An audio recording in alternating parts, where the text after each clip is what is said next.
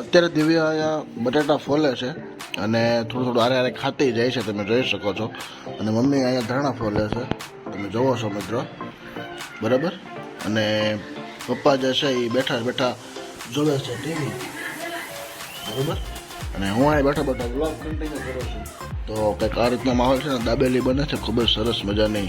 જોવો તમે, સામાન બધો અહીંયા આવી ગયો છે. તો આ ખાય ઉતાવળ રાખવાનો, ભૂખ લાગી છે. તો આગળ તમને હું રેસીપી સાથે વિઝ્યુઅલ બતાવું, બનેલા વિડીયોને એન્ડ સુધી, બરાબર છે.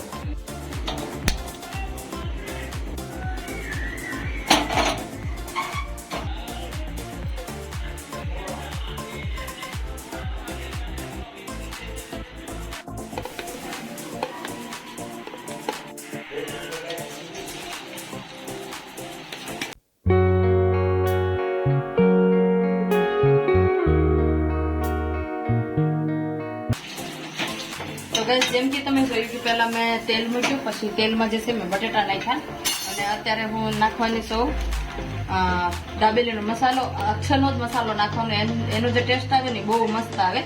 આવી રીતનું કંઈક પેકેટ આવે આનું. તો આ થોડાક થઈ જાય, તેલમાં મિક્સ થઈ જાય પછી હું આ દાબેલીનો મસાલો નાખી દઉં. જે હું એડ કરવાની છું, આ બધી વસ્તુ હું તમને અત્યારે કહેવાની છું, કેમ કે આજ આપણો જે બ્લોગ છે એ કન્ટિન્યુ આવશે ખાલી દાબેલીનો, કે દાબેલીની રેસીપી કેવી રીતે આપણે દાબેલી બનાવી ખાલી એનું જાણશો. ઓકે, તો હવે આપણે એડ કરીએ આમાં મસાલો. મિક્સ થઈ ગયા તો બટેટા હોય આવી રીતનું અંદર મસાલો આવે. હવે